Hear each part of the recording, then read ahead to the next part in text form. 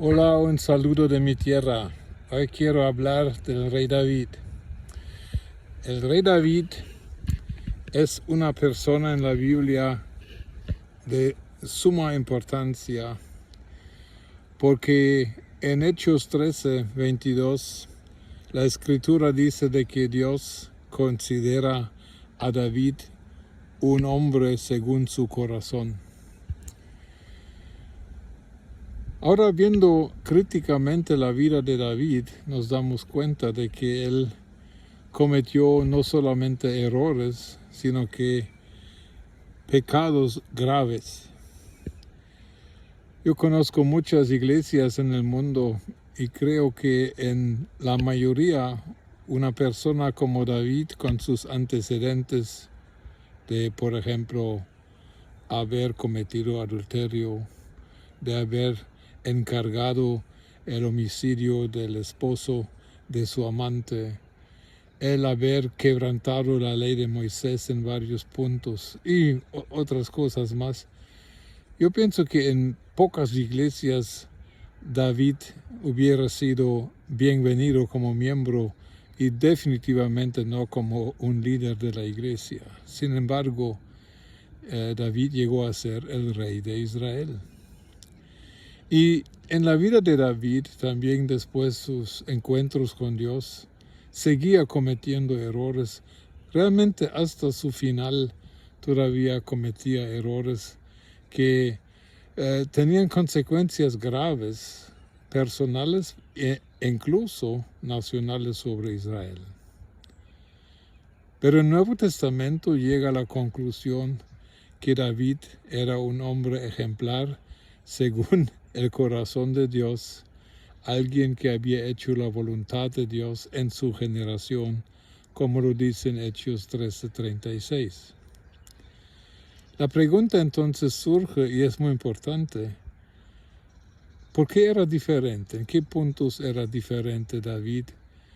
Que Dios hizo excepciones con él, que donde incluso de parte de Dios se violaba la ley. Por ejemplo, leemos en los libros de Samuel que cuando al fin se descubre el pecado de tanto adulterio como homicidio encargado, el profeta Natán le dice a David, cuando David reconoce su error y su pecado, de que Dios te ha perdonado y no vas a morir. Pero la ley de Moisés exigía la muerte para un adúltero y también para un homicida de esta clase.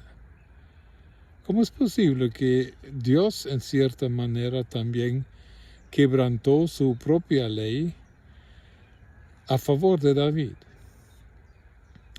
Meditando en la vida de David me he dado cuenta de que hay unos 4 o 5 puntos que lo hacían diferente a los demás y considero que por eso Dios lo miraba y lo evaluaba de una forma distinta. En primer lugar, David había aprendido lo que es una verdadera adoración y alabanza a Dios.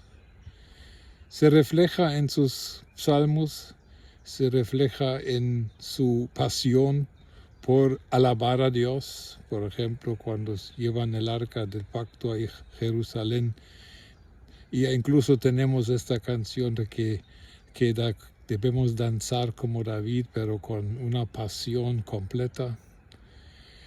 David había entendido de que adorar y alabar a Dios era un estilo de vida y que era uno de los fines de su vida. Pero David había aprendido a alabar a Dios en la soledad de estar cuidando las ovejas de su padre.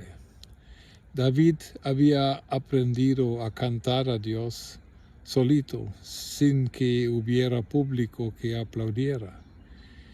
Y David había desarrollado esta adoración por medio del canto, de las canciones, los salmos y la música. David había conocido a Dios y lo adoraba y le cantaba no con fines egoístas, no con fines personales o egocéntricas, sino que David había conocido a este Dios. Y otra cosa que se nota en la vida de David, que él había aprendido a adorar y alabar a Dios con una sinceridad completa. Él se atrevía en algunas canciones a acusar a Dios, a presentar delante de Dios las quejas y los pensamientos que él pensaba en contra de Dios. Y yo creo que a Dios le gustó que alguien en su forma de adorarle y cantarle fuera tan sincero y que no religioso y no dado a lo que yo observo a veces en nuestro tiempo, algo que llamo yo el positivismo obsesivo. Cuando David se sentía destruido, cuando sentía que Dios lo había abandonado, cuando estaba en desacuerdo con lo que Dios hacía o no hacía, se lo decía. Y yo creo que esta sinceridad de corazón hacía que Dios lo reconoció como un verdadero adorador en espíritu y en verdad. En segundo lugar, David era un hombre que había desde joven aprendido a someterse a la autoridad del caso. Empezó el someterse a su papá y hizo lo que su papá le hacía. Luego se sometió en lo que era lo estatal al rey Saúl y lo seguía honrando incluso cuando Saúl empezó a perseguirle, tratando de matarle varias veces. El famoso dicho de David era que no es correcto tocar al ungido de Jehová. O sea que David respetaba la autoridad que Dios había dado a Saúl, porque era la autoridad delegada de Dios a Saúl, y a pesar de que Saúl era muy malo, David reconocía, respetaba y honraba la autoridad que tenía de parte de Dios. En lo espiritual, David se sometió al profeta Samuel y también le hacía caso a lo que el profeta le decía. Vemos entonces de que David aprendió a someterse no solamente a las autoridades buenas y agradables, sino que también había aprendido a someterse a autoridad que se podría decir en el caso de Saúl que eran personas malas, con intenciones maliciosas. Eso es un factor muy importante porque la Biblia enseña entre líneas que si nosotros queremos un día tener una autoridad de parte de Dios, es muy importante que hayamos aprendido a someternos a la autoridad que tengamos en nuestra vida. En tercer lugar, creo yo que David era un hombre que había aprendido a manejar el rechazo humano. Hombres nos pueden rechazar. Y este rechazo a veces nosotros lo tomamos como si Dios estuviera en contra de nosotros. O empezamos a dudar de Dios, empezamos a dudar de la integridad y bondad, santidad y justicia de Dios por lo que nos hacen los hombres. Miren, David fue rechazado por su padre. Cuando Samuel llega a ungir el próximo rey sobre Israel, estaban todos los 6 hijos de Isaí presentes y David andaba afuera, lejos, cuidando ovejas. Su papá no había creído de que David pudiera ser un candidato para ser ungido por Samuel. Luego vemos de que fue rechazado por sus hermanos, porque cuando llega al campo de batalla donde estaba Goliat y David empezó a hablar con alguien, como alguien que tiene una identidad verdadera en Dios y realmente diciendo por qué se dejan desafiar por este incircunciso, aunque sea gigante. Sus hermanos se burlan de él y lo regañan y le dicen de que es un un orgulloso, uno que no sabe qué hace. Luego, cuando David empieza a servir a Saúl, llega a ser prácticamente el jefe de su ejército. Con el tiempo gana muchas batallas para su rey, pero este rey se vuelve envidioso y empieza a tirar lanzas a David, empieza a rechazar a David, empieza a rechazar a su yerno y lo empieza a perseguir por muchos años. Recibió el rechazo del rey a quien él había servido con todo su corazón. Recibió más adelante también el rechazo de su esposa Mical, porque estaba danzando, como ya mencionamos, de una forma emocionada. Pero el último rechazo, antes de entrar al reino, de llegar a ser el rey de Judá, fue un rechazo que considero que le debe haber dolido mucho. Aprendemos que en 1 Samuel 22, David huyendo, dice que se juntan a David 400 hombres, y la descripción de estos hombres era que eran endeudados, de espíritu depresivo y en fin que en un estado humano triste. 400 hombres que no sabían cómo vivir, que tenían una vida desagradable y que tenían problemas de todo tipo, se juntan a David y dice que David llegó a ser su jefe. Y en el transcurso de los próximos años, estos hombres empiezan a tener una vida siguiendo a David, empiezan obviamente a tener familias e hijos, y en el tiempo que David sirve a uno de los reyes filisteos, incluso se les da un pueblo que se llamaba Ziklag, y allá vivía David y sus 400 hombres con esposas e hijos.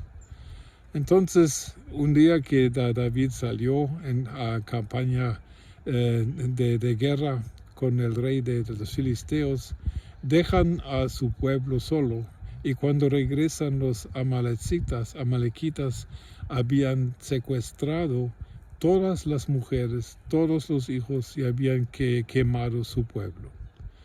Y aquí hay una escena, y lo podemos leer en 1 Samuel 30, en que dice que los hombres de David, ahora esos eran los mismos hombres del capítulo 22, quienes David había recogido deshechos de la vida, tristes, deprimidos y endeudados. Estos hombres estaban tan desesperados por la pérdida sufrida de sus familias que incluso están discutiendo a apedrear, o sea, ejecutar a su líder David, quien también había perdido a sus esposas y sus hijos.